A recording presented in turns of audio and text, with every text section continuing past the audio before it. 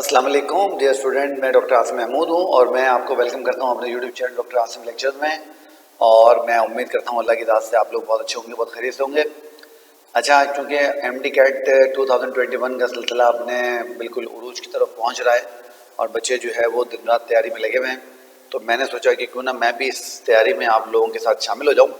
और मैंने ये तय किया कि मैं पीएमसी का जो बायोलॉजी का सिलेबस है उस सिलेबस के हिसाब से जो 13 चैप्टर हमारे पास हैं उन चैप्टर्स में से कोशिश करके फी चैप्टर जितने जितने एमसीक्यूज आपसे डिस्कस कर सकता हूँ आपसे डिस्कस करूँ।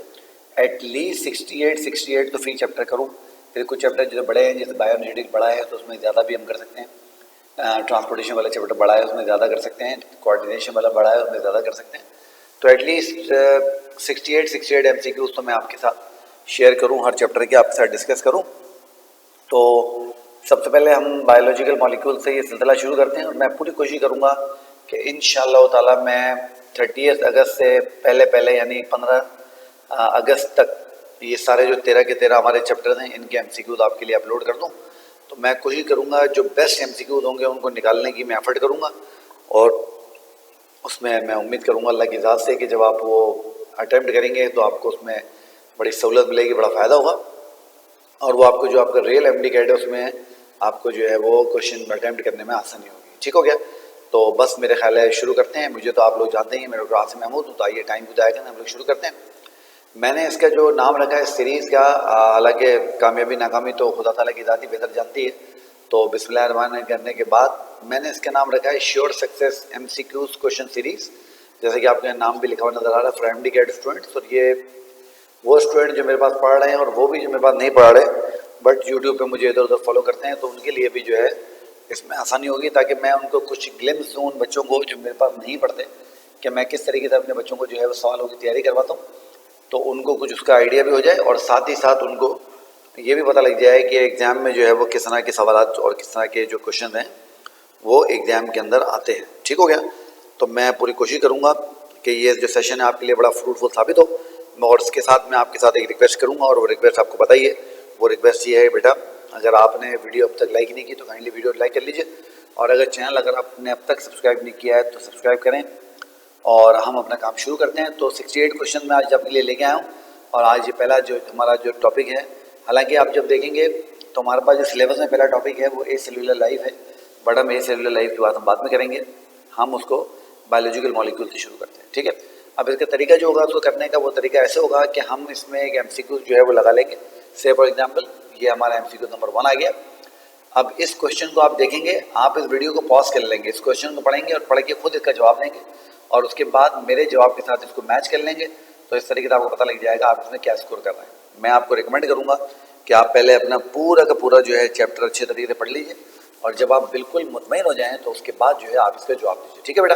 तो चले शुरू करते हैं। तो क्वेश्चन नंबर 1 है हमारे पास, a branch of science which help biologist to understand anatomy जो कि study of internal organ of the body होती है, फिजियोलॉजी जो कि study of normal function of the body होती है, बायोटेक्नोलॉजी आप जानते हैं बायोटेक्नोलॉजी को तो कि जिसमें आप डीएनए को मैनिपुलेट करते हैं for the welfare of mankind, and genetics study of gene etcetera is A genetics, B fresh water biology, C cytology और डी बायोकेमिस्ट्री। अब आप इस वीडियो को पॉज कीजिए और वीडियो को पॉज करके इसका जवाब दीजिए। जी, अगर आपने इसका जवाब बायोकेमिस्ट्री दिया है तो आपने बिल्कुल सही जवाब दिया, बायोकेमिस्ट्री इसका आंसर है। मैं उम्मीद करता हूँ कि आपको ये सवाल आपने सही अटेम्प्ट किया होगा। आइए क्वेश्चन नंबर 2 देखते हैं। Among 92 naturally occurring elements in our world dash are found in living organism, A 23, B 24, C 25, D 26। Video pause कीजिए और जवाब दीजिए। जी शाबाश, अगर आपने इसका जवाब 25 दिया है तो आपने बिल्कुल सही इसका जवाब दिया है, क्योंकि 25 नेचुरली अकरिंग एलिमेंट जो है वो लिविंग ऑर्गेनिजम्स के अंदर पाए जाते हैं। ये 25 वो हैं जो हर लिविंग ऑर्गेनिज्म की बॉडी में कम या ज़्यादा पाए जाते हैं। ठीक हो गया बेटे? Okay. Question number 3, element which are found inside the body of a living organism are termed as. तो वो एलिमेंट जो हम लिविंग ऑर्गेनिज्म्स की बॉडी में हमें मिलते हैं, हम उनको ढूंढ लेते हैं, उनको हम क्या कहते हैं? A natural elements, B synthetic elements, C biomolecules या डी बायो एलिमेंट्स। जी वीडियो पॉज कीजिए, जवाब दीजिए। जी शाबाश, अगर आपने इसका जवाब बायो एलिमेंट्स दिया है तो आपने बिल्कुल सही जवाब दिया। वो एलिमेंट जो लिविंग ऑर्गेनिजम्स की बॉडी में पाए जाते हैं उनको हम बायो एलिमेंट्स का नाम देते हैं। Okay, question number 4. Among 92 naturally occurring elements in our world, dash are found in human body. A15, B16, C17 and D18. जी वीडियो पॉज कीजिए, जवाब दीजिए। शाबाश। अगर आपने इसके जवाब 16 यानी बी दिया है तो आपका जवाब बिल्कुल सही है, और अगर आपने 16 के जवाब नहीं दिया, कुछ और जवाब दिया, तो आप अपनी जो फेडरल बोर्ड की जो बुक है उसको रेफर कर सकते हैं, वहाँ पे आपको उसका जवाब मिल जाएगा। और फेडरल बोर्ड की किताब में आप इसको पेज नंबर 31 के ऊपर जो है वो देख सकते हैं। Okay, in process of hydrolysis water molecules act as A universal solvent, B ionized molecule, C buffer molecule या डी केमिकल रिएजेंट। ये वीडियो पॉज कीजिए, जवाब दीजिए। जी अच्छा, इससे पहले कि मैं आपको इसके जवाब बताऊं, मैं इसमें बड़ी इंपॉर्टेंट एक बात आपसे डिस्कस करना चाह रहा हूँ। वो स्टूडेंट खासतौर पर जो सिंध बोर्ड की बुक को फॉलो करते हैं उसमें ये ऑप्शन उनको नहीं मिलेगा, इसलिए वो इस तरह के सवालों को बड़ा ध्यान से देखें। बेटा यहाँ पर जो वाटर है वो केमिकल रिएजेंट के तौर पर काम कर रहा है, क्योंकि हाइड्रोलिसिस में आप वाटर को ऐड करके बॉन्ड्स को तोड़ते हैं। तो डी केमिकल रिएजेंट इसका जो है वो सही आंसर है। अगर आपने डी आंसर दिया तो आपका आंसर बिल्कुल सही है। अगला क्वेश्चन देखते हैं। Question number 6, arrangement of phospholipid in cell membrane in bilayer formation is made possible by, यानी आपको पता है सेल मेम्ब्रेन में जो फॉस्फोलिपिड होती है वो 2 लेयर्स की फॉर्म में होती है और उनके नॉन पोलर एंड एक दूसरे को फेस कर रहे होते हैं। तो ये किस वजह से पॉसिबल है? A dipolar nature of water, B amphoteric nature of water, C hydrophobic exclusion of water या D hydrogen bonding of water. अब ये भी जो क्वेश्चन है इसको पहले कि मैं आपको उसके जवाब बताऊं, आपने बहुत इंपॉर्टेंट इसको समझना है कि ये टॉपिक भी जो हमारी सिंध बोर्ड की जो किताब है उसके अंदर लिखा हुआ नहीं है, और ये पंजाब बोर्ड की किताब में भी लिखा हुआ नहीं है। तो इसलिए मैं चाहता हूँ कि सिंध और पंजाब वाले जो स्टूडेंट इस वीडियो को देख रहे हैं वो उसको ध्यान से देखें। जी जवाब क्या है आपका? शाबाश। अगर आपने इसके जवाब सी हाइड्रोफोबिक एक्सक्लूजन किया है तो आपका जवाब सही है, वरना आप इसको दोबारा देखिए और फेडरल बोर्ड की बुक को आप इसके लिए रेफर कर सकते हैं। कैम्ब्रिज बोर्ड की बुक में भी आपको ये जो है वो सवाल मिल जाएगा। ओके, क्वेश्चन नंबर 7 है, when looking as a whole water has dash charge, मतलब जब हम वाटर को ओवरऑल देखते हैं तो वाटर पे क्या चार्ज होता है? ए पॉजिटिव, बी नेगेटिव, सी न्यूट्रल या डी यूनिवर्सल। जी शाबाश। जी वीडियो पॉज करके जवाब दीजिए।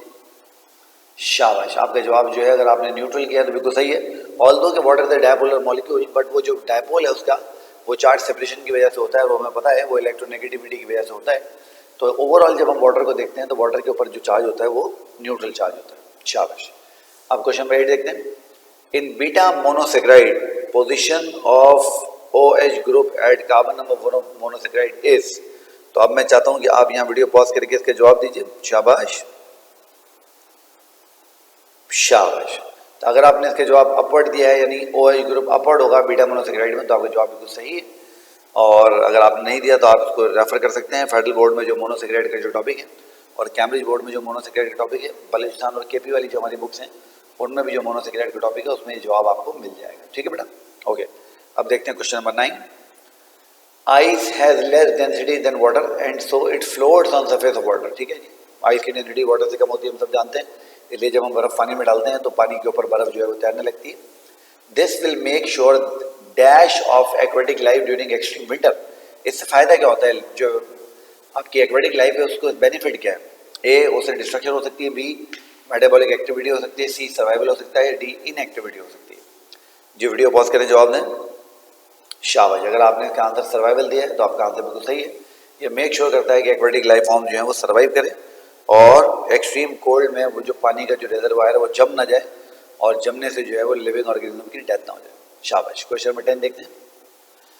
Y living in water is easier as compare to living on land, यानी पानी में रहना जमीन पर रहने के मुकाबले में ज्यादा आसान क्यों है? A there is plenty water so no threat of dehydration, B relatively stable temperature of water, C many minerals required by life are in water, या डी ऑल ऑफ देम। जी इसको पॉज करके जवाब दीजिए।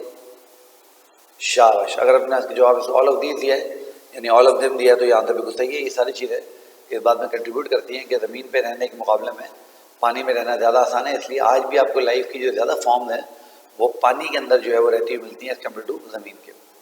ठीक है बेटा, अगर अब तक यहाँ तक आपको ये वीडियो पसंद आ रही है तो काइंडली बेटा वीडियो को लाइक कर लो जल्दी से, और अगर चैनल सब्सक्राइब नहीं किया तो बेटा सब्सक्राइब कर लो। मेरा और आपका झगड़ा यही है कि आप सब्सक्राइब किए बगैर जो है वीडियो देखते हैं, ऐसा ना किया करें, सब्सक्राइब कर लिया करें, कोई पैसे नहीं लगते हैं सब्सक्राइब करने के भाई। चलो क्वेश्चन 11 देखते हैं। Which among the following carbohydrate molecule does not have ratio of hydrogen and oxygen similar to water? आपको पता है क्लासिकली जो कार्बोहाइड्रेट है वो उन ऑर्गेनिक मॉलिक्यूल्स को कहा जाता है जिसमें हाइड्रोजन और ऑक्सीजन जो है वो 2:1 के अंदर अटैच होती हैं कार्बन के साथ।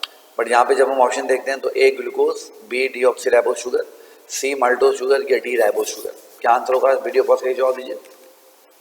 शाबाश, अगर आपने इसके जवाब डीऑक्सीराइबोज शुगर दिया तो आपका जवाब बिल्कुल सही है। You get C5H10O4। तो ये हाइड्रोजन और ऑक्सीजन का रेशियो 2:1 नहीं बनेगा। शाबाश। क्वेश्चन नंबर 12 देखते हैं। Maltose is a combination of, maltose जो है वो किसका कॉम्बिनेशन है? जनाब Ali alpha glucose with alpha glucose, A option. B आपका जो ऑप्शन इसमें होगा alpha glucose with beta fructose. C इसमें जो आपका ऑप्शन है beta glucose with beta glucose, या D beta glucose with alpha fructose. Video pause करें, जवाब दें। शाबाश शाबाश, A alpha glucose with alpha glucose का आंसर है। और ये आप अपनी कैम्ब्रिज की और फेडरल बोर्ड की बुक से कंफर्म भी कर सकते हैं। Okay, in alpha monosaccharide the position of OH group at carbon number 1 of monosaccharide is. तो जब हमारे पास आपका जो पहले वाला क्वेश्चन था जिसमें हम बीटा शुगर पूछ रहे थे, अगर बीटा शुगर में OH ग्रुप ऊपर था तो अल्फा ग्रुप में OH की पोजीशन क्या होगी? A upward, B downward, C में अप और डाउन, और D no OH attached. Video pause करें, जवाब दें। शाबाश शाबाश, अगर आपने इसका जवाब डाउनवर्ड दिया तो आपका जवाब बिल्कुल सही है। बीटा में ये पोजीशन अपवर्ड होती है जबकि अल्फा में ये पोजीशन डाउनवर्ड होती है। Okay, dash is an aldose sugar. जी, ए DHAP यानी dihydroxyacetone phosphate, B ribulose, C erythrulose या डी राइबोज। इनमें से एल्डोज शुगर कौन सा है? शाबाश बताइए। शाबाश, अगर आपका जवाब डी राइबोज है तो आपका आंसर बिल्कुल सही है, राइबोज एंड एल्डोज शुगर। तो ये आप याद रखिएगा, ठीक हो गया बेटा। ये एक चार्ट है पेज नंबर 38 के ऊपर, जब आप फेडरल बोर्ड की किताब देखेंगे तो उसमें पेज नंबर 38 के ऊपर आप ये चार्ट देख सकते हैं। Okay, hydrophobic nature of fatty acid increases with increase in, A carbon atom to fatty acid, B hydrogen atom to fatty acid, C oxygen ratio fatty acid, D number of ester bond with glycerol. जी बेटा, video pause करें और उसका जवाब दें। शाबाश शाबाश, अगर आपने इसके जवाब ए कार्बन एटम दिया है तो आपका जवाब बिल्कुल सही है। जैसे आप नंबर ऑफ कार्बन एटम बढ़ाते जाते हैं फैटी एसिड में, वैसे वैसे उनकी जो सॉल्युबिलिटी है वो हाइड्रोफोबिक नेचर जो है वो बढ़ती जाती है। ठीक हो गया, शाबाश। Okay, question number 16, sucrose is a combination of. जब हम सुक्रोज को देखते हैं तो सुक्रोज किसका कॉम्बिनेशन है? Question number option number A है alpha glucose with alpha fructose, B जो है जनाब Ali it's alpha glucose with beta fructose, C is beta glucose with beta glucose, D beta glucose with alpha fructose. ये video pause करें, जवाब दीजिए इसका। शाबाश, अगर आपका answer alpha glucose and beta fructose यानी ऑप्शन बी है तो आपने ऑप्शन बी को सही चूज किया है। Well done. Question number 17, starch is a polysaccharide molecule, B homopolysaccharide molecule, C heteropolysaccharide molecule, D oligosaccharide molecule. जी, वीडियो पॉज करें, जवाब दें। शाबाश, अगर आप देखें तो इसमें दो ऑप्शन हमारे पास सही हो सकते हैं, पॉलीसेकेराइड भी सही हो सकता है और होमोपॉलीसेकेराइड भी ठीक हो सकता है। बट चूंकि होमोपॉलीसेकेराइड ज़्यादा स्पेसिफिक है, ज़्यादा प्रिसाइज है और ज़्यादा इससे रिलेट करता है, इसलिए हम होमोपॉलीसेकेराइड को ही इसमें जो है ऑप्शन करेक्ट करेंगे। ये सिंध बोर्ड वाले जो मेरे स्टूडेंट, मेरे दोस्त, मेरे बेटे, मेरे बेटियाँ जो है वो ये वीडियो देख रहे हैं, काइंडली वो ये सवाल ज़रूर देखें क्योंकि वो सिंध बोर्ड की किताब पढ़ते हैं, उसमें ऐसा कुछ भी नहीं लिखा हुआ है। तो काइंडली वो इन सवालों को बहुत अच्छे से देखें और उसको अटेम्प्ट करें। ठीक है बेटा। Okay, both amylose and amylopectin are polymers of. जब हम अमाइलोज और अमाइलोपेक्टिन को देखते हैं, आपको बताया जब ये दोनों स्टार्च के अंदर में मिलती हैं तो ये दोनों जो है वो किसके पॉलीमर्स हैं जनाब Ali? A alpha glucose, B beta glucose, C beta fructose, D alpha glucose. जी शाबाश, वीडियो पॉज करके जवाब दीजिए इसका। शाबाश, अगर आपने इसका आंसर डी अल्फा ग्लूकोज दिया तो आपका आंसर बिल्कुल सही है क्योंकि अमाइलोज और अमाइलोपेक्टिन दोनों अल्फा ग्लूकोज के पॉलीमर्स हैं। क्वेश्चन नंबर 19 देखते हैं जी। In phospholipids what can be found attach with phosphate group. हमें जो है वो फॉस्फोलिपिड में डिफरेंट टाइप होते हैं फॉस्फोलिपिड के, उसमें जो फॉस्फोरिक एसिड होता है, जो फॉस्फोरिक एसिड में क्या गया डीएनए था, फॉस्फेट के साथ क्या अटैच होता है? ए कोलिन, बी इथेनोलामाइन, सी इनोसिडोल, ये डी ऑल ऑफ देम। जी, वीडियो पॉज करके जवाब दें इसका। शाबाश शाबाश, अगर आपने इसका answer D all of them दिया तो आपका आंसर बिल्कुल सही है। ये सारे मॉलिक्यूल आपको आपके जो फॉस्फेट ग्रुप होता है फॉस्फोलिपिड का उससे अटैच हुए नजर आ सकते हैं। Okay, type of bonding found in sucrose is. ये सिंध बोर्ड वाले बड़े ध्यान से सवाल देखें क्योंकि सिंध बोर्ड की किताब में सवाल नहीं लिखे हुए, इसलिए वो बहुत ध्यान से इसको देखें। A alpha 1 four glycosidic linkage, B beta 1 four glycosidic linkage, C alpha 1 2 glycosidic linkage and D beta 1 6 glycosidic linkage. जी, वीडियो पॉज करके जवाब दीजिए। शाबाश। अगर आपका answer C alpha 1 2 glycosidic linkage है तो आपका जवाब बिल्कुल सही है, well done. Okay, question number 21, cellulose is a polymer of. Cellulose की जब हम बात करते हैं तो सेल्यूलोज किसका पॉलीमर है? A alpha fructose, B beta glucose, C beta fructose या डी अल्फा ग्लूकोज। जी, सेल्यूलोज किसका पॉलीमर है बेटा? वीडियो पॉज करके जवाब दीजिए इसका। शाबाश। अगर आपने इसका आंसर बीटा ग्लूकोज दिया है यानी बी, तो आपका आंसर बिल्कुल सही है, वेल डन, शाबाश। Okay, question number 22, type of bonding found in maltose is. जब हम माल्टोज को देखते हैं तो माल्टोज में जो बॉन्डिंग हमें मिलती है वो कौन सी मिलती है? दो मोनोसेक्राइड के बीच में, A alpha 1 4 glycosidic linkage, B beta 1 4 glycosidic linkage, C alpha 1 2 glycosidic linkage या D beta 1 6 glycosidic linkage. Video pause करके जवाब दें। शाबाश। अगर आपका आंसर अल्फा 1 4 ग्लाइकोसाइडिक लिंकेज यानी ऑप्शन ए है तो आपका ऑप्शन बिल्कुल सही है, well done. Okay, question number 23, glycogen is the polymer of. तो जब हम ग्लाइकोजिन को देखते हैं तो ग्लाइकोजिन किसका पॉलीमर है? A alpha fructose, B beta glucose, C beta fructose या डी अल्फा ग्लूकोज। ये वीडियो पॉज करें, जवाब दें। शाबाश। अगर आपका आंसर अल्फा ग्लूकोज है तो आपका आंसर बिल्कुल सही है, क्योंकि यही इसका करेक्ट आंसर है। Question number 24, cellulose is a polysaccharide molecule, B homopolysaccharide molecule, C heteropolysaccharide molecule या डी ओलिगोसेकेराइड मॉलिक्यूल। अब आपने याद रखना है, ये बिल्कुल वैसे क्वेश्चन है जो अभी थोड़ी देर पहले हमारा एक और सवाल जो है हमारे पास से गुजरा था स्टार्च वाला। वीडियो पॉज करें, जवाब दें। शाबाश। अगर आपने इसका जवाब बी दिया है यानी होमोपॉलीसेकेराइड तो जवाब बिल्कुल सही है, और अगर आपने इसका जवाब पॉलीसेकेराइड दिया है तो गलत है। हालांकि पॉलीसेकेराइड ब्रॉडर पर्सपेक्टिव में सही हो सकता है, बट चूंकि एक मोर प्रिसाइज आंसर हमारे पास होमोपॉलीसेकेराइड मौजूद है तो हम उसी को चूज करेंगे। ओके, क्वेश्चन नंबर 25 हमारा अब आ गया जनाब Ali, type of bonding found in lactose is. यानी लैक्टोज को जब हम देखते हैं तो लैक्टोज में हमें कौन सी बॉन्डिंग मिलती है? A alpha 1 4 glycosidic linkage, B beta 1 4 glycosidic linkage, C आपके पास है जनाब Ali alpha 1 2 glycosidic linkage and D beta 1 6 glycosidic linkage. Video को पॉज कीजिए और उसको जवाब दीजिए। शाबाश, शाबाश। अगर आपने इसका जवाब बीटा 1 4 ग्लाइकोसाइडिक लिंकेज दिया है तो आपका जवाब बिल्कुल दुरुस्त है, वेल डन, शाबाश। बेटा अब तक आप ये सवाल देख रहे हैं, 25 सवाल हम सॉल्व कर चुके हैं। अगर आपको पसंद आ रहे हैं तो वीडियो को लाइक कर लें जल्दी से, और अगर अब तक चैनल सब्सक्राइब नहीं किया है तो बेटा चैनल सब्सक्राइब करें, कंजूसी ना करें, शाबाश। चल, question number 26, branching pattern in amylopectin and glycogen is due to the presence of. तो वो जो आपने देखा है कि अमाइलोपेक्टिन में और ग्लाइकोजिन में ब्रांचिंग होती है, अमाइलोपेक्टिन में कुछ कम होती है, ग्लाइकोजिन में कुछ ज़्यादा होती है, तो वो किस वजह से होती है? ये कौन सी मतलब जो है बॉन्डिंग इसको पॉसिबल बनाती है? Okay, number 1 alpha 1 4 glycosidic linkage, B beta 1 4 glycosidic linkage, C alpha 1 6 glycosidic linkage या बीटा 1 6 ग्लाइकोसाइडिक लिंकेज।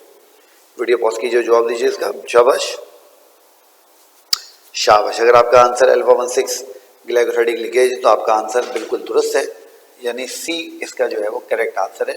आपने बिल्कुल सही इसको चूज किया, शाबाश। Okay, question number 27, hydrogen bond between amino acids 1 with amino acid 5 of the polypeptide chain will produce which protein structure. ये बड़ा important है, जब आप प्रोटीन स्ट्रक्चर पढ़ेंगे खासतौर पर फेडरल बोर्ड की और कैम्ब्रिज बोर्ड की बुक से, तो ये वहाँ चीज़ें आपको लिखी हुई मिलेंगी।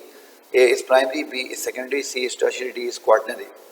तो अब आप इस वीडियो को पॉज करके इसका जवाब दीजिए। शाबाश, शाबाश। सेकेंडरी जो प्रोटीन का स्ट्रक्चर होगा वो उसका आंसर होगा, क्योंकि जो बीटा हेलिक्स होती है वो इसी तरीके से जो है वो अल्फा हेलिक्स जो होती है वो इसी तरीके से बनती है। Okay, question number 28, further folding of alpha helix by ionic and disulphide bonding in protein chain will lead to the formation of dash structure of protein. तो जब अल्फा हेलिक्स अपने ही ऊपर फोल्ड करती चली जाती है तो क्या बनाती है? A primary structure, B secondary structure, C tertiary structure, D quaternary structure. अब देखिए प्राइमरी ये स्ट्रक्चर हो नहीं सकता, आपको पता है क्यों नहीं हो सकता। सेकेंडरी स्ट्रक्चर तो अल्फा हेलिक्स खुद था, तो दो ऑप्शन हमने रूल आउट कर लिए। क्वार्टनरी स्ट्रक्चर टर्शियरी स्ट्रक्चर का ये कॉम्बिनेशन है, वो खुद कुछ भी नहीं होता, तो सी टर्शियरी स्ट्रक्चर इसका आंसर होगा। तो ये आपने अगर सी आंसर किया तो बिल्कुल सही किया। Okay, sickle cell anaemia is an example of a normal protein chain, B abnormal protein chain, C point mutation या D both B and C. तो वीडियो पॉज करके जवाब दें। शाबाश, शाबाश। अगर आपने इसका आंसर डी किया है बोथ बी एंड सी तो आपने इसको बिल्कुल सही चूज किया। Okay, second most abundant organic compound on earth is a cellulose, B starch, C chitin या चिटिन जो भी आपको पढ़ते हैं, या डी ग्लाइकोजन। वीडियो पॉज कीजिए, जवाब दीजिए। शाबाश, अगर आपने इसका आंसर सी काइटिन किया है तो आपका आंसर बिल्कुल सही है, well done. Okay, chitin is homopolysaccharide, sorry polysaccharide, A, B homopolysaccharide, C heteropolysaccharide, D oligosaccharide. Video pause करें और इसका जवाब दीजिए। शाबाश शाबाश, होमोपोलीसेकेराइड काइटिन भी सेल्यूलोज की तरह और ग्लाइकोजन की तरह जो है वो एक होमोपोलीसेकेराइड मॉलिक्यूल है। ठीक हो गया बेटे। और आपको पता है जो क्या कहना चाहिए इसको, मोनोसेकेराइड यूनिट्स को बनाते हैं वो ग्लूकोज फ्रक्टोज वगैरह नहीं होते, वो एक स्पेशल कंपाउंड होता है, it's called an acetyl glucosamine, और वो जो है उसके डेरिवेटिव जो है इसको बना रहे होते हैं। खैर anyways, okay, question number 32, dash is a कीटोज sugar. इनमें से कौन सा जो है वो कीटोज शुगर है? और दुनिया का याद कर लें सबसे मशहूर जो कीटोज शुगर है, AGAL3P यानी glyceraldehyde 3 phosphate, B fructose, C glucose या डी डीऑक्सीराइबोज। वीडियो पॉज करके जवाब दें। शाबाश, दुनिया का सबसे मशहूर जो कीटोन शुगर है बेटा, याद कर लीजिए, वो आपका फ्रक्टोज है, तो बी फ्रक्टोज इसका आंसर है। ओके, क्वेश्चन नंबर 33 है, you are dealing with effects of radium when deposited in human bone, you study all about radium and immediately recommend to authorities to ban all human products containing radium added injurious to health. You are actually dealing with A microbiology, B environmental biology, C molecular biology, D biotechnology या E parasitology। तो आपको task दिया गया कि आपने radium के structures को study करके और ये देखना है, पता चलाना है कि जो रेडियम होती है, ये रेडियम के उस पर इफेक्ट क्या है। आपने उसके इफेक्ट को स्टडी किया और फ़ौरन उसके अथॉरिटीज़ को रिकमेंड किया कि आप इसको बैन कर दें क्योंकि इंसानों के लिए ख़तरनाक है। बेसिकली आपने किस उसमें काम किया? जी, वीडियो पॉज करें, जवाब दें। शाबाश, आपने मॉलिक्यूलर बायोलॉजी के लेवल पे काम किया, वेरी गुड। क्वेश्चन नंबर 38 और 34 sorry, process of construction of mRNA from DNA is studied under the heading of, यानी आप मैसेंजर RNA बना रहे हैं DNA से, तो आप इसको किसके अंडर में स्टडी करें? ए माइक्रोबायोलॉजी, बी इन्वायरमेंटल बायोलॉजी, सी सोशियोलॉजी या डी मॉलिक्यूलर बायोलॉजी। जी शाबाश, वीडियो पॉज करें, जवाब दें। शाबाश, अगर आपने इसका आंसर डी मॉलिक्यूलर बायोलॉजी दिया है तो आपका आंसर बिल्कुल सही है। Okay, question number 35, study of differentiation of larva into fully grown adult is covered under the heading of, यानी एक लार्वा है उसमें डिफरेंट केमिकल चेंज आते हैं, कुछ चीज़ें वो लॉस करता है, कुछ चीज़ें वो गेन करता है और वो एक एडल्ट में कन्वर्ट हो जाता है। इसको आप किस हेडिंग के अंडर में स्टडी करेंगे? A physiology, B fresh water biology, C microbiology या डी मॉलिक्यूलर बायोलॉजी। जी, वीडियो को पॉज कीजिए और जवाब दीजिए। शाबाश, डी मॉलिक्यूलर बायोलॉजी इसका आंसर होगा। Okay, question number 36, if we evaporate all water from cell we obtain dry mass of cell and it will mainly compose of, यानी अगर आप सेल से पानी निकाल दें तो जो ड्राई मास होगा सेल का उसमें मेनली क्या चीज़ आपको मिलेगी? ए वाटर, बी प्रोटीन, सी लिपिड या डी कार्बोहाइड्रेट्स। जी शाबाश, वीडियो को पॉज करें, जवाब दें। वेरी नाइस, बी प्रोटीन्स का आंसर है। वाटर तो आपने निकाल दिया, तो वाटर जब निकाल देंगे तो ड्राई मास में सबसे ज़्यादा जो चीज़ होती है हमारे पास वो हमारे प्रोटीन्स होते हैं। Well done. Okay, question number 37, which unique property allows water molecules to bind together through hydrogen bonding, यानी क्या चीज़ होती है वाटर मॉलिक्यूल में ऐसी कमाल की जो उसको हाइड्रोजन बॉन्डिंग करने पर जो है वो क्या कहना चाहिए उसको, हाइड्रोजन बॉन्डिंग करने की उसको सलाहियत देती है? जी शाबाश, ए यूनिवर्सल सॉल्वेंट है वो, बी डायपोलर मॉलिक्यूल है, सी एम्फोटेरिक मॉलिक्यूल है या डी बफर मॉलिक्यूल है। जी, वीडियो पॉज करके जवाब दें। शाबाश, वेल डन। ये चूंकि एक डायपोलर मॉलिक्यूल है तो इसके नेगेटिव और पॉजिटिव चार्ज एक दूसरे को अट्रैक्ट करते हैं और उसकी वजह से हाइड्रोजन बॉन्डिंग जो है वो पॉसिबल होती है। Well done. Question number 38, phospholipid arrange together due to which property of water molecule. Phospholipid जो है वो कौन सी प्रॉपर्टी है वाटर मॉलिक्यूल की जिसकी वजह से एक साथ अरेंज होते हैं? A high heat capacity, B low heat of vaporization, C hydrophobic exclusion या D buffering ability. Video pause करने के जवाब दें। शाबाश, हाइड्रोफोबिक एक्सक्लूजन। अभी थोड़ी देर पहले भी इसका एक सवाल हमने जो है वो स्टडी किया था। मैं जब बच्चों को ये काम करवाता हूँ तो मैं फॉस्फोलिपिड उनको बहुत बहुत बहुत तवज्जो से और ध्यान से पढ़ाता हूँ। उसकी वजह ये है कि जब आप मेडिकल कॉलेज में जाएंगे और आप वहाँ फिजियोलॉजी में जाएंगे और मेम्ब्रेन फिजियोलॉजी पढ़ेंगे तो अगर आपको मेम्ब्रेन के बेसिक्स नहीं आते होंगे तो आप बड़े ट्रबल में आ जाएंगे, इसलिए इसको समझना बहुत ज़रूरी है। शाबाश, वेल डन। जी, क्वेश्चन नंबर 39 है, in a chemical lab of molecular biology is facing a situation in which a chemical reaction went wrong and turned into a highly acidic reaction.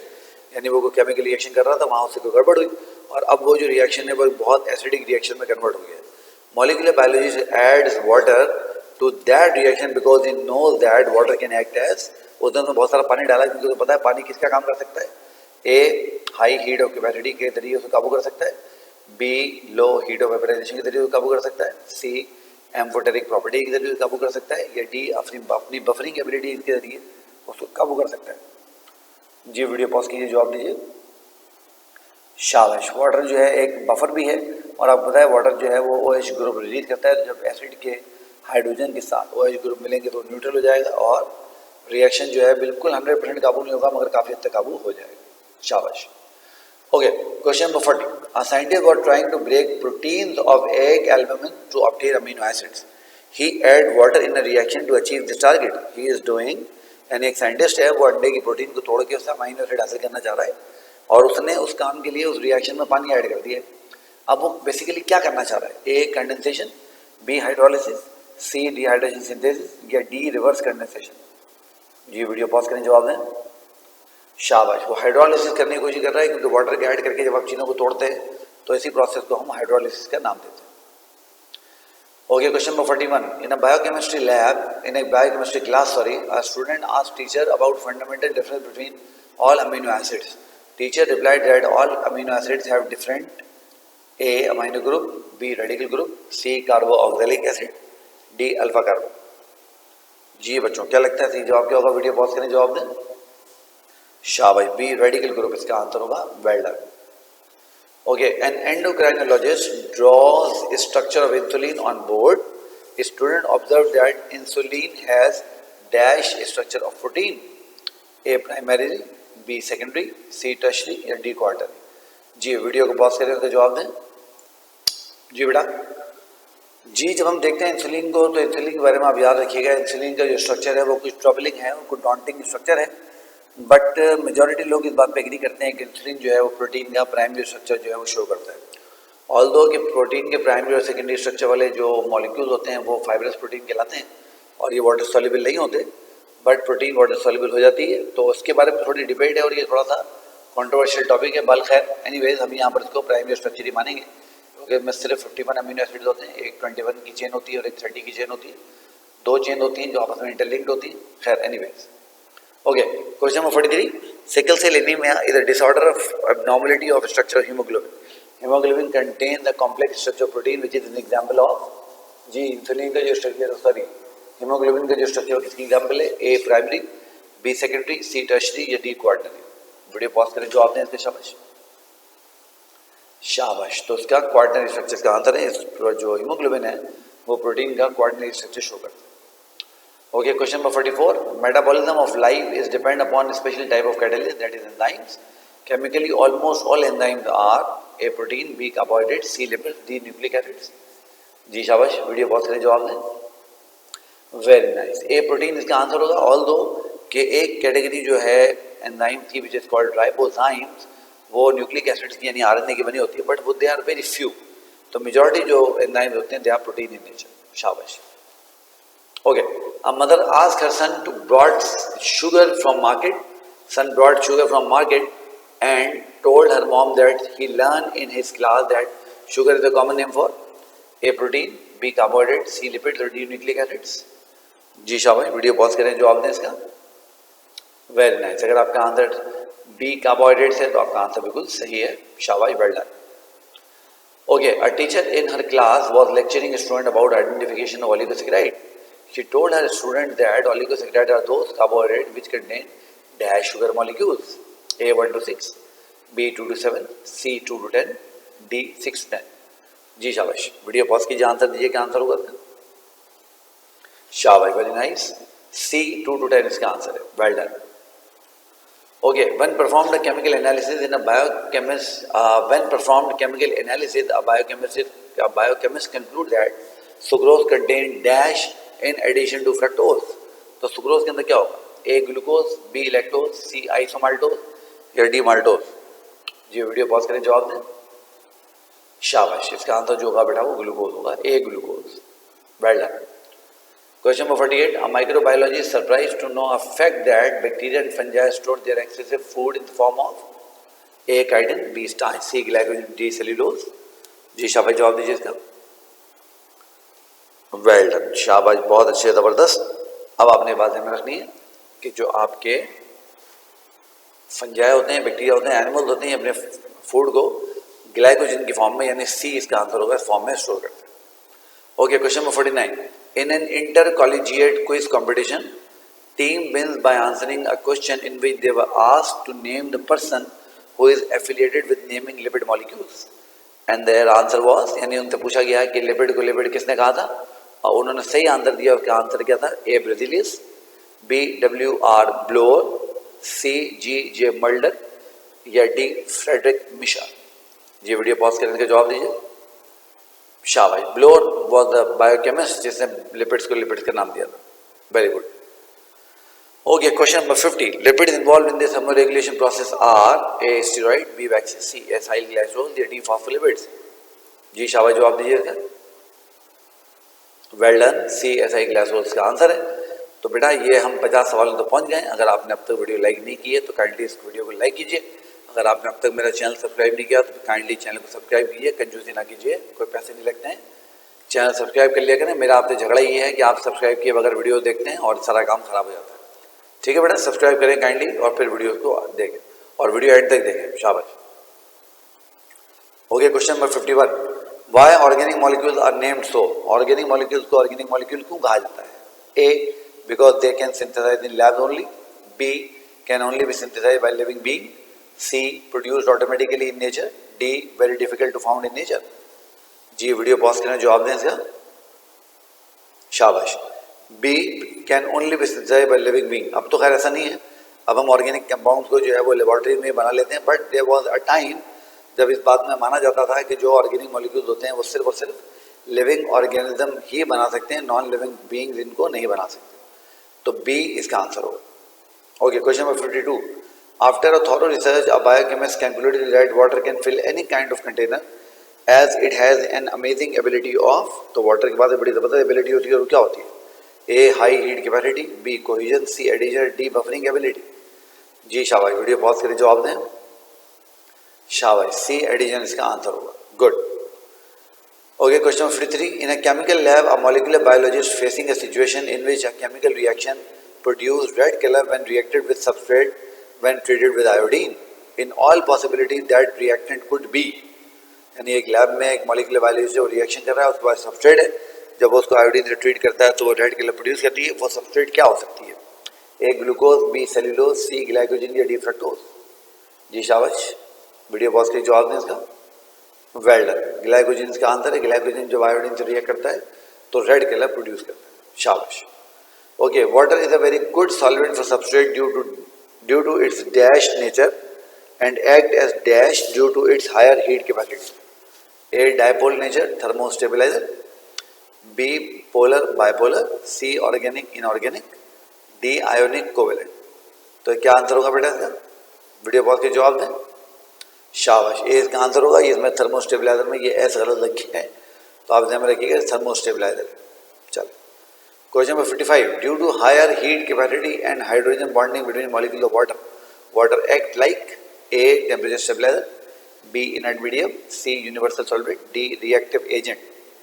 ये वीडियो पॉज करें, जवाब दें। शाबाश, शाबाश, temperature stabiliser इसका answer होगा। Very good. Okay, which property of water molecule allow it to hold together and flow? A. non-covalent bonding, B. hydrogen bonding, C. ionic bonding, D. hydrophobic interaction। Ji video pause करने जवाब दें। शाबाश, B. Hydrogen bonding इसका answer हो। Good. A biology student was curious why water of our body vaporizes during summer, why water of our body do not vaporize during summer as petrol do। He asked his chemistry teacher to tell him about dash property of water. A. heat capacity, B. dipolar nature, C. heat of vaporization, और D. ionization of water। जी video pause करने का जवाब दें, क्या answer होगा इसका? शाबाश, C. heat of vaporization का बहुत हाई है। और याद रखिए सवाल चेंज होगा इसका। A biology student was curious why water of our body do not vaporize during summer, तो ये do not vaporize होगा। ठीक हो गया? ओके। चलो question number 58, when examining chemistry of carbohydrate it is evident that most abundant carbohydrate in nature is, तो जब आप कार्बोहाइड्रेट को देखते हैं जो नेचुरली नेचर में पाए जाते हैं उनमें सबसे ज्यादा पाए जाने वाला कार्बोहाइड्रेट कौन सा है? ए सेल्यूलोज, बी स्टार्च, सी पॉलीसेकेराइड या डी ग्लाइकोजन? वीडियो पॉज करें, जवाब देंगे। शाबाश शाबाश बेटा, सेल्यूलोज इसका आंसर है। वेल डन, शाबाश, जबरदस्त। Okay, question number 59, if you build an oligosaccharide molecule with 8 monosaccharide unit then you will generate dash water molecule in condensation process. 8 monosaccharide को मिलाएंगे तो वाटर मॉलिक्यूल कितने जनरेट होंगे? A5, B6, C7, D8। जी क्या answer होगा? शाबाश, video pause करें, जवाब दें। शाबाश, C7 इसका आंसर होगा, क्योंकि जितने मोनोसैकेराइड यूनिट मिलेंगे उससे एक नंबर जो है वाटर मॉलिक्यूल कम वहां से रिलीज होंगे। शाबाश। Question number 60, when present in open chain structure all carbon of monosaccharide contain OH group except carbon number. तो जब हम ओपन चेन को देखते हैं कार्बोहाइड्रेट्स की, तो उसमें जितने भी कार्बन होते हैं सब पे OH ग्रुप लगा होता है सिवाय एक कार्बन के। वो कार्बन कौन सा है? A1, B2, C3, D4। ये वीडियो पॉज करें, जवाब दें। शाबाश, ए कार्बन नंबर 1 इसका आंसर हो। Good. Okay, a globular protein consisting of more than 1 polypeptide chain belongs to. Globular protein है, गोल प्रोटीन है, मतलब टर्शियरी स्ट्रक्चर तो हो ही गया उसका, और सिवा पॉलीपेप्टाइड चेन एक से ज्यादा है, तो क्या स्ट्रक्चर होगा? A primary structure, B secondary structure, C tertiary structure, D quaternary structure. जी वीडियो पॉज करें, जवाब दें। शाबाश शाबाश, वेल डन, क्वार्टनरी स्ट्रक्चर इसका आंसर होगा, क्योंकि जब हमने ग्लोबुलर की बात की तो टर्शियरी स्ट्रक्चर तो हो गया, जो पॉलीपेप्टाइड चेन एक से ज्यादा है, तो अगर 2 या 2 से ज्यादा टर्शियरी स्ट्रक्चर अपन मिल जाए तो वो क्वार्टनरी स्ट्रक्चर कहलाता है। Well done. Okay, you are performing a chemical reaction and in all likelihood which among the following will not produce phosphorus based byproducts in reaction। यानी आप केमिकल रिएक्शन कर रहे हैं और आप जो बाय प्रोडक्ट कर रहे हैं इनमें से कौन सा मॉलिक्यूल आप ट्रीट जब करेंगे तो वो phosphorus based by product produce नहीं करेगा? ए न्यूक्लियोटाइड, बी न्यूक्लियोसाइड, सी डीएनए, डी आरएनए। जी वीडियो पॉज करें, जवाब दें इसका। शाबाश, बी न्यूक्लियोसाइड इसका आंसर है, क्योंकि न्यूक्लियोसाइड होता ही वो हमारा मॉलिक्यूल है जहां पर नाइट्रोजन बेस पेंटोज शुगर से मिलती है, फॉस्फोरिक एसिड वहां पर नहीं होता। Well done.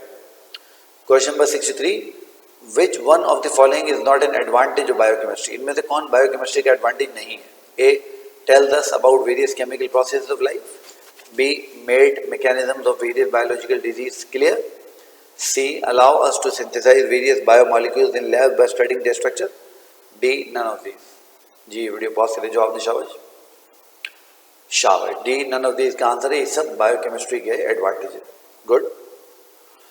Okay, sucrose, maltose and lactose are formed when glucose combined with dash dash and dash respectively. तो glucose A fructose galactose glucose, B fructose glucose galactose, C fructose galactose glucose, D glucose fructose and galactose. जी बेटा क्या answer होगा इसका? Video pause करें, जवाब दें इसका। शाबाश। तो अगर आपने इसका आंसर किया है जनाब Ali B fructose glucose and galactose, तो आपका आंसर बिल्कुल सही है। वेल डन, शाबाश। ओके, तो अब हम बात करते हैं जनाब अली। जी जी बिल्कुल ठीक हो गया, सही। Question number 65, cerebrosides are examples of a sulfolipid, B glycolipid, C sphingolipid या डी न्यूक्लियोप्रोटीन्स। जी वीडियो पॉज करें, जवाब दें इसका। शाबाश, आपको पता है सेरिब्रोसाइड जो होते हैं ये आपके ग्लाइकोलिपिड मॉलिक्यूल होते हैं, और ये जनाब अली स्पेशल इसकी टाइप होती है सल्फोलिपिड, उनको हम सेरिब्रोसाइड भी कहते हैं, क्योंकि वो ब्रेन की डेवलपमेंट में बड़ा इंपॉर्टेंट रोल प्ले करते हैं। Okay, which among the following biomolecule is not characterised by formation of phosphodiester bond. इनमें से कौन सा बायोमॉलिक्यूल है जब बनेगा तो उससे फॉस्फोडाइएस्टर बॉन्ड नहीं बनेंगे? ए डीएनए, बी आरएनए, सी एटीपी या डी एनएडी। जी वीडियो पॉज करें, जवाब देने का। शाबाश शाबाश, अगर आपने इसका आंसर दिया है सी एटीपी तो आपका जवाब सही है, क्योंकि जो एटीपी है इट्स मोनोन्यूक्लियोटाइड, और मोनोन्यूक्लियोटाइड कभी फॉस्फोडाइएस्टर बॉन्ड नहीं बनाते। बाकी डीएनए पॉलीन्यूक्लियोटाइड है, फॉस्फोडाइएस्टर बॉन्ड होंगे, आरएनए पॉलीन्यूक्लियोटाइड है, फॉस्फोडाइएस्टर बॉन्ड होंगे, एनएडी डाई न्यूक्लियोटाइड है, तो जब 2 न्यूक्लियोटाइड मिलते हैं तो फॉस्फोडाइएस्टर बॉन्ड बन जाता है, तो एटीपी इसका आंसर होगा। वेल डन, शाबाश। Okay, question number 67, which is the second last question in our session. If one water molecule is released from formation of acylglycerol, then most likely acylglycerol is formed is, एक water molecule निकला है, एक इसका मतलब हुआ glycerol molecule से कितने SI glycerol मिलेंगे तो एक वाटर मॉलिक्यूल रिलीज होगा। A mono acyl glycerol, B di acyl glycerol, C tri acyl glycerol या डी ट्राई ग्लाइसराइड। ये वीडियो पॉज करने बताएं कि जवाब क्या है। शाबाश, अगर एक वाटर मॉलिक्यूल निकला है तो मतलब ये एक फैटी एसिड से मिला होगा ग्लाइसरॉल, तो ये मोनो एसआई ग्लाइसरॉल बन गया। चले जी, last question. Simplest among all amino acid is A alanine, B serine, C glycine, D aspartic acid. जी वीडियो पॉज करें, जवाब दें इसका। शाबाश शाबाश, अगर आपका आंसर सी ग्लाइसिन है तो आपका आंसर बिल्कुल सही है, क्योंकि ग्लाइसिन में जो रेडिकल ग्रुप होता है वो हाइड्रोजन एटम होता है। तो बेटा this is all about MCQs of molecular biology. मैं उम्मीद करता हूँ आपको ये बहुत ज़्यादा पसंद आए होंगे। अगर आपको ऐसा लगे कि इसकी की में कहीं आपको प्रॉब्लम लग रही है तो आप मेरे साथ उसको कमेंट बॉक्स में शेयर कर सकते हैं। इसी तरीके से अगर आप किसी और चीज़ के बारे में जानना चाहें तो कमेंट बॉक्स में कमेंट कीजिए, मैं आपको उसका जवाब दूंगा। इसी तरीके से हम इस सिलसिले को इंशाल्लाह आगे बढ़ाते रहेंगे। अगली बार जब मैं आपके सामने हाजिर होऊंगा तो मैं कोशिश करूंगा कि एंजाइम के एमसीक्यूज लेके आपके पास हाजिर हूँ। तो बेटा तब तक अपना बहुत सारा ख्याल रखिए, मुझे इजाज़त दीजिए। आप इस चैनल को देखते रहिए, वीडियोस को लाइक करते रहिए, चैनल को सब्सक्राइब करते रहिए, अपने दोस्तों को इसके बारे में ज़रूर बताइए ताकि उन तक भी ये फ़ायदा और फैस पहुँचे। अपना ख्याल रखिए बेटा, अल्लाह हाफिज़।